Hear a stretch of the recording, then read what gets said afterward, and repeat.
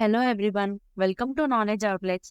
ఈ వీడియోలో machine learning life cycle process చూద్దాం. Or how does machine learning work అని కూడా అనొచ్చు. మెషిన్స్కి డీటెయిల్గా ఇన్స్ట్రక్షన్స్ ఇవ్వకుండా ఓన్లీ డేటా అనేది ప్రొవైడ్ చేసి ఆ డేటా నుండి నేర్చుకునే విధంగా చేయడమే మెషిన్ లెర్నింగ్. ఒక ప్రాబ్లమ్కి ఆర్ ప్రాజెక్ట్కి సొల్యూషన్ ఫైండ్ చేయడమే ఈ లైఫ్ సైకిల్ ఒక పర్పస్. సో మనం ప్రాబ్లం ఏంటి అని క్లియర్గా తెలుసుకోవాలి.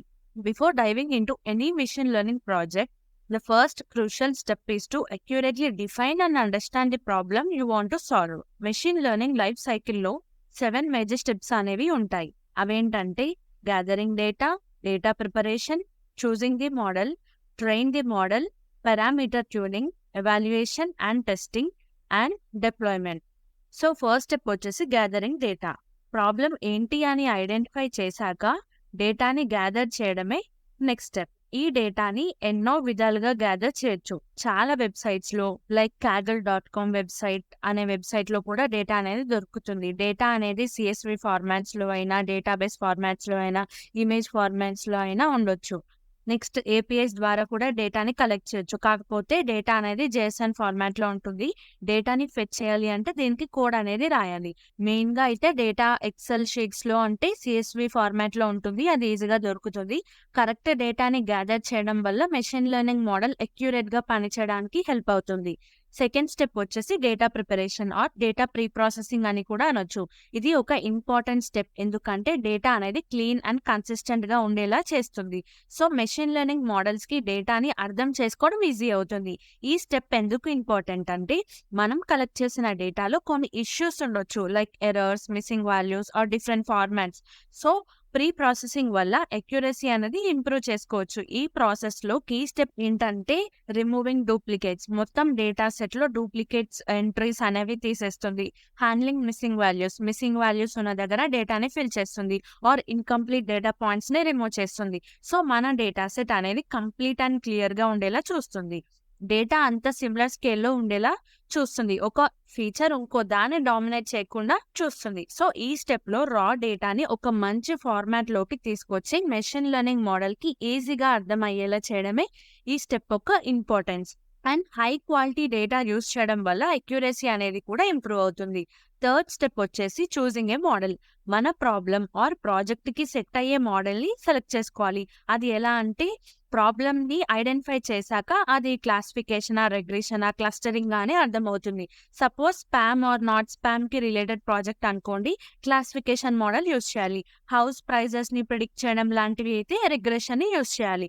సో ఇలా ఐడెంటిఫై చేయాలి మన ప్రాజెక్ట్కి ఏ మోడల్ సెట్ అవుతుంది అని. నెక్స్ట్ వచ్చేసి ఆల్గారిథంని చూస్ చేసుకోవాలి. కొన్ని algorithms larger data sets use చేయడం వల్ల బెటర్గా పర్ఫామ్ చేస్తాయి.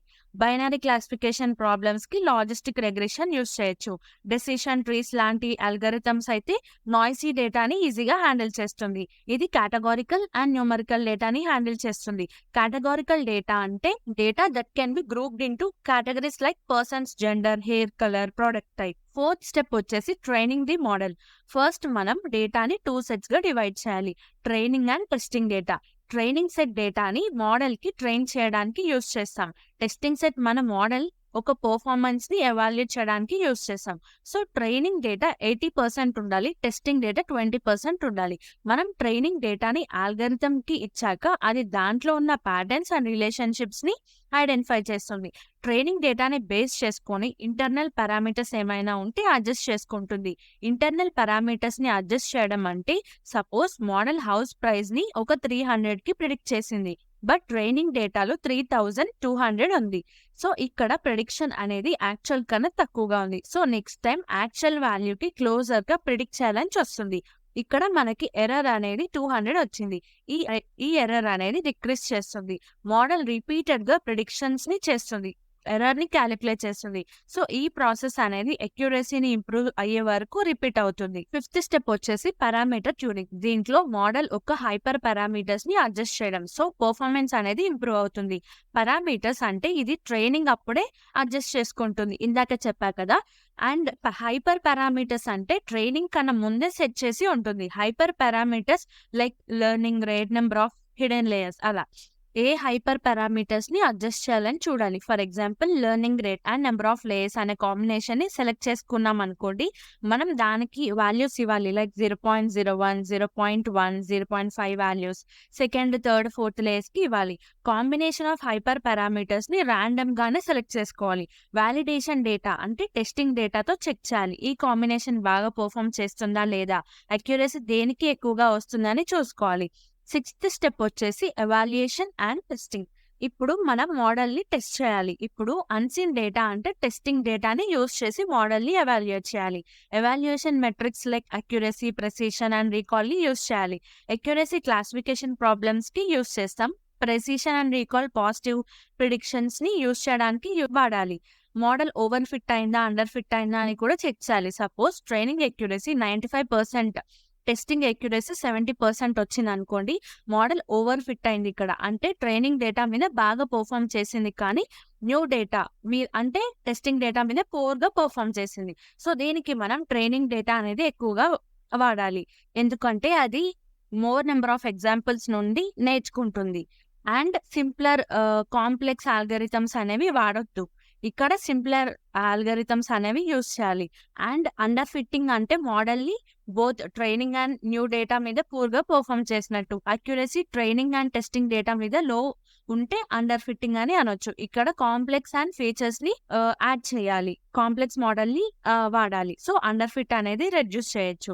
నెక్స్ట్ లాస్ట్ స్టెప్ వచ్చేసి డిప్లాయ్‌మెంట్. ఎక్కడైతే ఈ మోడల్‌ని రన్ చేయాలి అనుకున్నారో అక్కడ డిప్లాయ్ చేయాలి. లైక్ సర్వర్సా, లేకపోతే లోకల్ డివైసెసా అని. కంటిన్యూయస్‌గా మోడల్‌ని అక్యురసీ అండ్ పెర్ఫార్మెన్స్‌ని చెక్ చేసి అప్‌డేటెడ్‌గా ఉంచాలి. సో, చూసారు కదా 7 steps in machine learning life cycle. ఈజీగా అర్థమయ్యేలా ఎక్స్‌ప్లెయిన్ చేశాను అనుకుంటున్నా. నా ఎక్స్‌ప్లనేషన్ కనుక మీకు నచ్చినట్లయితే like, comment and subscribe for more useful content. ఈ వీడియో ఎవరికైతే యూజ్ అవుతుందో వాళ్ళకి షేర్ చేయండి. Thanks for watching.